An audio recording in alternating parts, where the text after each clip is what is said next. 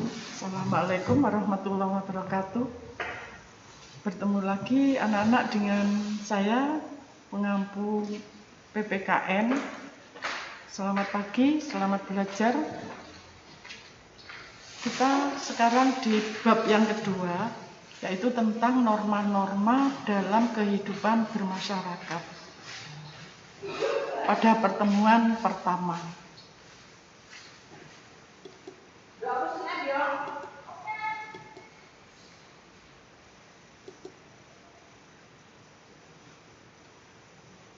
tujuan pembelajarannya adalah yang pertama, menghargai norma-norma yang berlaku dalam kehidupan bermasyarakat dengan jujur sebagai anugerah Tuhan yang Maha Esa. Yang kedua, mematuhi norma-norma yang berlaku dalam kehidupan bermasyarakat untuk mewujudkan keadilan. Ketiga, memahami norma-norma yang berlaku dalam kehidupan bermasyarakat untuk mewujudkan keadilan.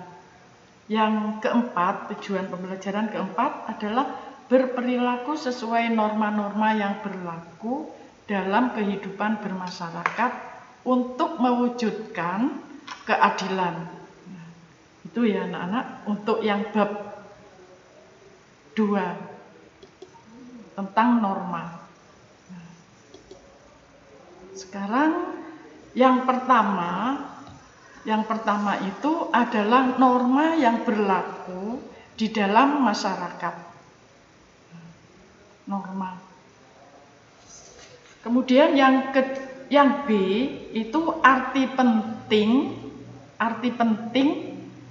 norma dalam kehidupan bermasyarakat dan bernegara. Yang ke C, perilaku yang sesuai dengan norma. Misalnya di lingkungan rumah, lingkungan sekolah, dan di lingkungan masyarakat. Pertama-tama, sekarang apa pengertian daripada norma? Norma itu adalah kaidah tatanan hidup yang mempengaruhi tingkah laku manusia dalam hidup bermasyarakat. Atau norma bisa dikatakan sebagai aturan yang mengatur kehidupan warga masyarakat, dipakai sebagai panduan, tatanan, dan pengendali tingkah laku. Itu ya anak-anak pengertian daripada norma.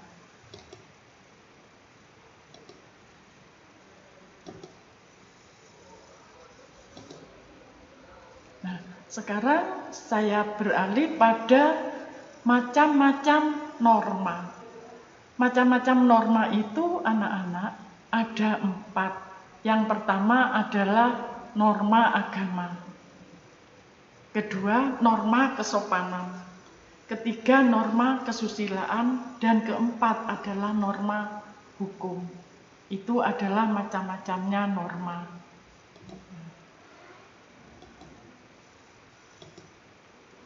Kemudian sekarang norma agama. Norma agama itu apa sih? Norma agama adalah aturan atau kaidah hidup manusia yang sumbernya dari Tuhan. Jadi dari Tuhan anak-anak, aturan itu. Makanya dalam agama ada larangan dan ada perintah. Itu yang norma agama. Contohnya norma agama yaitu perintah melaksanakan ibadah. Larangannya adalah larangan untuk mencuri misalnya, mencemooh teman. Kita harus bersama meskipun beda agama. Antar agama harus tetap dijaga. Itu salah satu contoh norma agama. Kemudian yang berikutnya adalah norma kesopanan. Adalah norma yang berhubungan dengan manusia dalam kehidupan sehari-hari.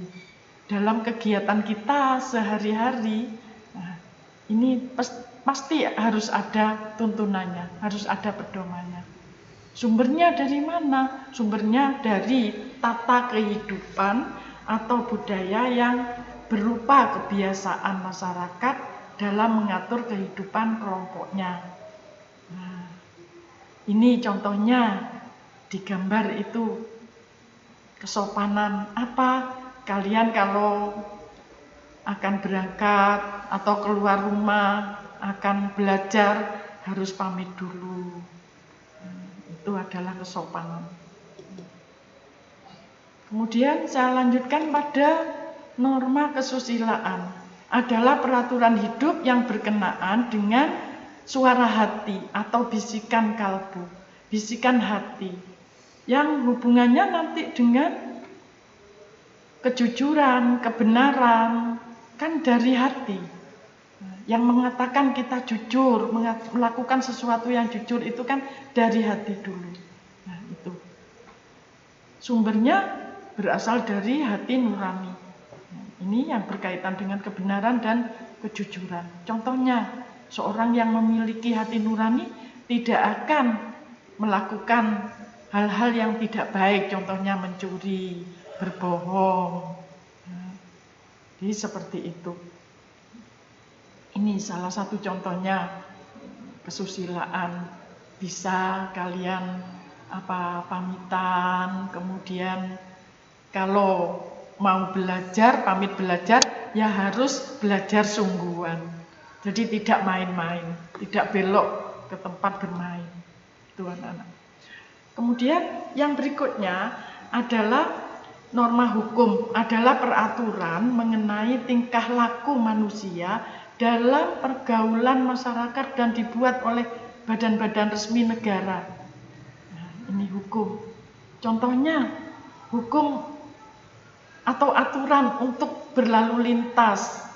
Nah, kita harus mematuhi pada aturan yang ada. Contohnya, berjalan atau bersepeda, berkendara dari sebelah kiri. Jangan melalui sebelah kanan, itu adalah bukan pada norma hukum, norma hukum. Jadi melanggar. Contohnya seperti itu. Contohnya ini anak-anak pada gambar.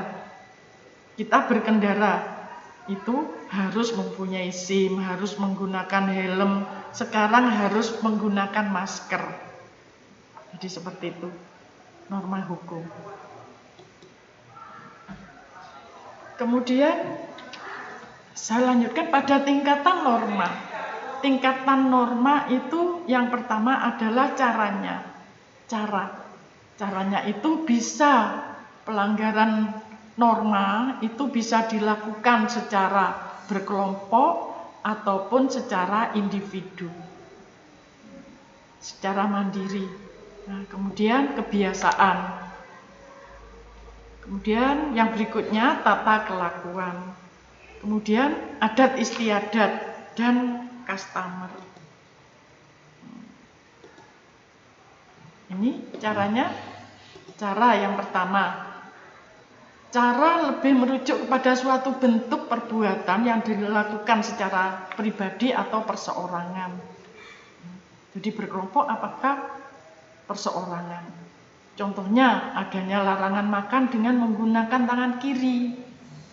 Perkecualian kalau memang ada seseorang yang memang dari lahirnya sudah menggunakan tangan kanan, tangan kiri. Maaf. Kemudian ini contohnya bersendawa selepas makan. Itu kurang baik juga. Makan mengeluarkan bunyi dan lain sebagainya. Seperti pada contoh anak-anak. Ini caranya bisa secara mandiri ataupun berkelompok. Kemudian kebiasaan. Tingkatannya itu. Kebiasaan merupakan perbuatan yang berulang-ulang dalam suatu peristiwa yang sama, kemudian diterima dan diakui oleh masyarakat. Contohnya, memberikan penghargaan kepada mereka yang berprestasi. Atau ini anak-anak yang kalian kerjakan setiap Berikutnya adalah tata kelakuan atau sekumpulan dari beberapa perbuatan yang mencerminkan berbagai sifat hidup dalam suatu kelompok masyarakat. Didasarkan pada ajaran agama dan kebudayaan. Contohnya anak-anak, larangan untuk mencuri, merampok, ataupun menganiaya. Nah, itu adalah dilarang oleh agama dan ini.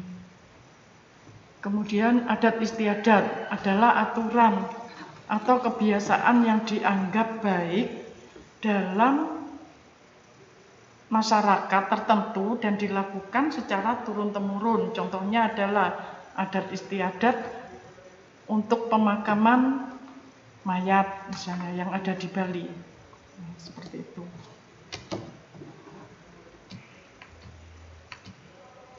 Kemudian berikutnya hukum merupakan sekumpulan aturan yang ditujukan untuk seluruh anggota masyarakat yang di dalamnya berisikan perintah, kewajiban, berbagai ketentuan, serta terdapat pula larangan yang mempunyai sanksi yang tegas. Contohnya peraturan dalam hal mematuhi rambu-rambu lalu lintas. Itu sudah jelas, sanksinya pun juga akan jelas. Nah, seperti itu anak-anak. Saya akhiri pertemuan kita kali ini. Assalamualaikum warahmatullahi wabarakatuh. Selamat belajar dan terima kasih.